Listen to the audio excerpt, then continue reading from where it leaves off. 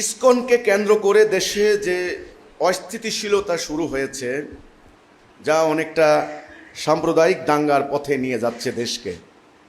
অনেকে এটাকে গাজওয়াতুল হিন্দের সূচনা বা এরকম একটা কিছু দেখছেন। আপনি এটাকে কিভাবে দেখছেন? বনে যে দাবানল হয়, এটা দেখছেন?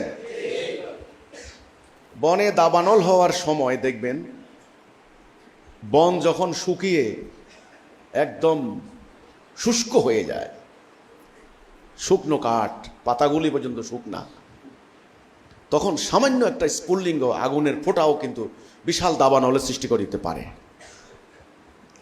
কোনো রাষ্ট্র সমাজ যদি দীর্ঘদিন ধরে অপরাজনীতি, দুর্নীতি, মিথ্যা, ছলনা, প্রতারণা ইত্যাদি চলতে থাকে, নিপীড়ন, নির্যাতন, মানুষের অধিকার লঙ্ঘন হতেই থাকে, দুর্বলের উপরে সবলের অত্যাচার চলতেই থাকে, শাসিতের উপর শাসকের জুলুম চলতেই থাকে, তখন ওই সমাজটা হয়ে যায় ওই শুষ্ক বনের মতো।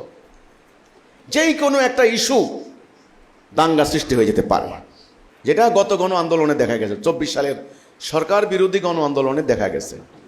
এই আন্দোলনটা প্রথমে ছিল একটা স্টুডেন্টদের বৈষম্য বিরোধী স্টুডেন্ট মুভমেন্ট, কোটা সংস্কার আন্দোলন।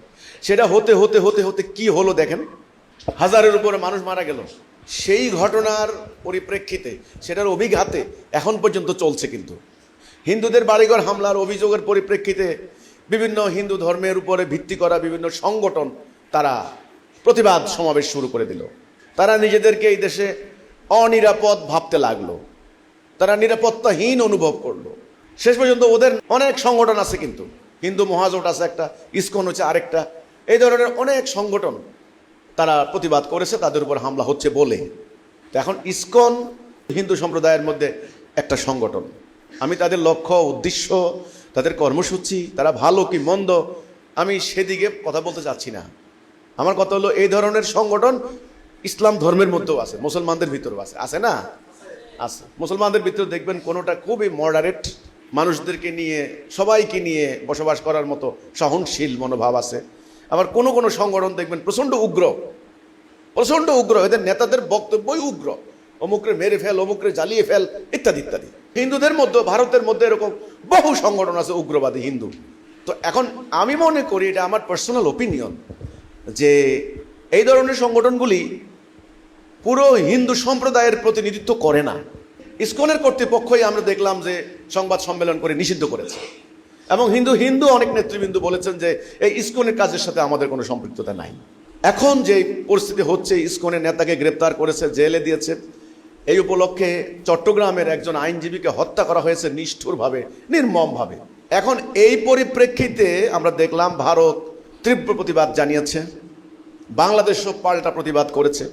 সেই ঘটনার পরিপ্রেক্ষিতে কলকাতায় বিক্ষোভ মিছিল হয়েছে, তারা আমাদের হাই কমিশনের সামনে মিছিল করেছে, বাংলাদেশের জাতীয় পতাকাকে তারা অপমান করেছে। এই ঘটনার পরিপ্রেক্ষিতে হতে হতে হতে হতে এখন উত্তেজনাকর পরিস্থিতি। এদিকে আপনারা জানেন যে সোশ্যাল মিডিয়া এটা নিয়ে অনেকে ব্যবসা করে খায়। যত ইস্যু, গরম গরম ইস্যু হতে পারে, ইউটিউবার যারা আছে ওদের ব্যবসা হয়, খুব লক্ষ লক্ষ ভিউ হয়, কোম্পানিগুলি বিজ্ঞাপন দেয়, ওটা আরেকটা ধান্দা।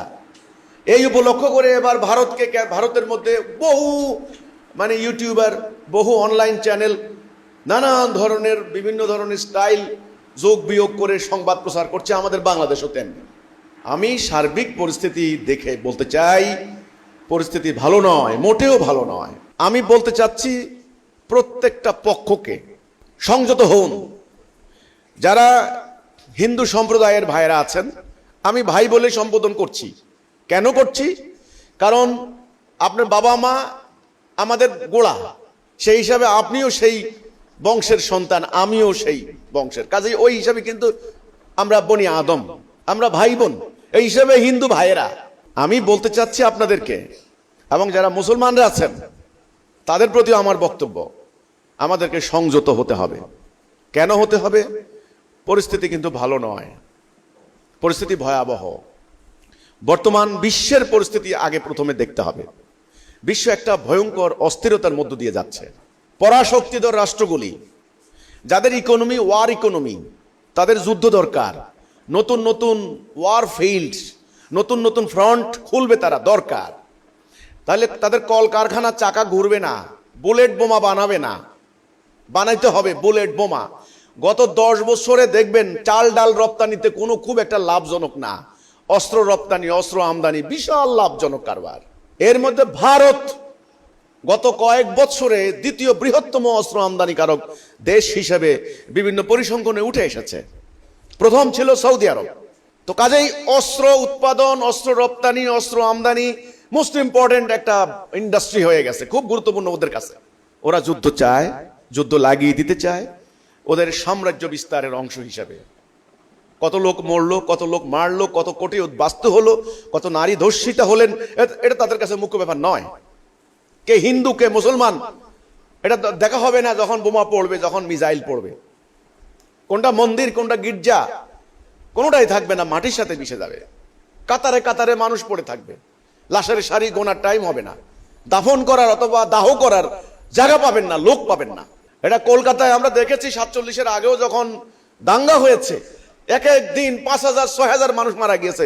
কলকাতার রাস্তায় রাস্তায় মানুষ পড়ে আছে, হিন্দুর লাশের উপরে মুসলমানের লাশ, পুকুরেও খাচ্ছে না, এত লাশ কে খায়? এটা তো এই ভারতবাসীর অভিজ্ঞতা আছে, নতুন নয় তো, ব্যাপারটা নতুন নয়। সেজন্য আজকে ইসকনকে কেন্দ্র করে যে ঘটনাগুলি ঘটছে এটা অত্যন্ত ভয়ানক এক পরিস্থিতির ইঙ্গিত দিচ্ছে। আমরা স্পষ্ট করে বলতে চাই, পরিস্থিতি যদি অবনতির দিকে যায় এটা কারো জন্যই শুভ পরিণতি হবে না। অবিসম্ভাবী রূপে যদি কোনো ব্যক্তি বা কোনো সংগঠন যদি অন্যায় করে, আইন ভঙ্গ করে, তাহলে আইনে সাদাকে সাদা বলতে হবে, কালোকে কালো বলতে হবে। আইনে যা হয় সে আইনসম্মতভাবে বিচারের মুখোমুখি হতে হবে তাকে। আবার যদি কোনো অন্যায় না করে, শুধু আরেকটা তৃতীয় পক্ষের অন্যায় আবদারের কারণে কোনো সংগঠনকে কোনো ব্যক্তিকে যদি হেনস্থা করা হয়, সেগুলো মানবাধিকার লঙ্ঘন হবে, অন্যায় হবে, যেটা আমাদের বেলায় হচ্ছে বা হয়েছে। ইসকনকে কেন্দ্র করে গাজওয়াতুল হিন্দ এক পক্ষ উস্কানি দিচ্ছে যে আমরা গাজওয়াতুল হিন্দ হবে, এখানে হিন্দুস্তানের লোকদেরকে মেরে কেটে ওদের সম্পত্তি দখল করে নিয়ে আসবো, ওই যে হাদিসে এটা বলেছে। দেখুন, কোরআনের আয়াতের ভুল ব্যাখ্যা অপব্যাখ্যা কম হয় নাই, ভুল ব্যাখ্যা করে উগ্রবাদী কর্মকাণ্ড প্রচুর ঘটানো হয়েছে। তেমনি হাদিসেরও কিন্তু ভুল প্রয়োগ, ভুল ব্যাখ্যা করা হয়েছে, উদ্দেশ্যমূলক ব্যাখ্যা করা হয়েছে। আপনি এখানে গাজওয়াতুল হিন্দের স্বপ্ন দেখেন, ওরাও বাংলাদেশ দখল করার স্বপ্ন দেখছে।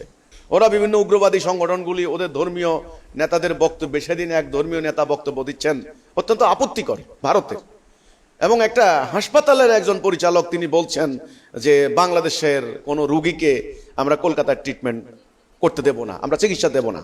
এটা তো একটা মানবিক কথা হলো না, এটা অমানবিক কথা। আমাদের ইতিহাস হচ্ছে গাজী সালাউদ্দিন আইয়ুবী, ক্রুসেডাররা যখন ইউরোপ থেকে ধ্বংস করে দেওয়ার জন্য মুসলিম বিশ্বকে হামলা চালিয়েছিল, তখন গাজী সালাউদ্দিন আইয়ুবী উনি কিন্তু ব্যক্তিগতভাবে একজন চিকিৎসক ছিলেন, ডক্টর ছিলেন।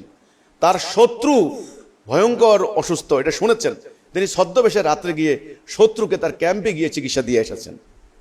এটা আমাদের সেটা ইতিহাস। কাজে এই ধরনের অমানবিক কথা তো ওনারা বলতে পারেন না। তো আমরা এগুলির জবাব কিভাবে দেব বা এগুলির মোকাবেলা আমরা কিভাবে করব, এই থ্রেট আমাদের সামনে, সেগুলি কেমনে মোকাবেলা করব সেটা নিয়ে আমি পরবর্তীতে কথা বলছি। এখন এখানে শুধু এটুকু বলবো যে ইসকন নিয়ে যে ধরনের বিবৃতি পাল্টা বিবৃতি, হুমকি পাল্টা হুমকি, মিছিল পাল্টা মিছিল, একটা সাম্প্রদায়িক উস্কানি দেওয়ার জন্য একটা ইবলিস শয়তান যেভাবে ইনস্টিগেট করছে, উসওয়াসা দিচ্ছে, পরিস্থিতি কিন্তু ভালো নয়। সকল পক্ষকে সংযত হওয়ার জন্য আমি আহ্বান করছি এবং হিজবুত তাওহীদের ভাই বোনদেরকে বলতে চাই, এই পরিস্থিতিতে আপনারা সতর্ক থাকবেন, সজাগ থাকবেন। কারো কোনো কথা, এবং সোশ্যাল মিডিয়াতেও এমন কোনো কথা বলবেন না কোনো সম্প্রদায় আঘাতপ্রাপ্ত হয়। ন্যায্য কথা বলেন, আদর্শের কথা বলেন, সত্য কথা বলেন, সাদাকে সাদা বলেন, কালোকে কালো বলেন। যখন আপনি কোনো কথা বলবেন ওটাকে টুইস্ট করে দাঙ্গা লাগিয়ে দেওয়া হবে। তো এজন্য আমি এখানে শুধু এটুকু বলতে চাই যে আমাদের এই পরিস্থিতির আলোকে, বিশ্ব পরিস্থিতি ভালো নয়, কোনোভাবেই বাংলাদেশকে ইরাক সিরিয়ার পটভূমি রচনা করতে আমরা দেওয়া ঠিক হবে না। এটা হলো হিজবুত তাওহীদের বক্তব্য।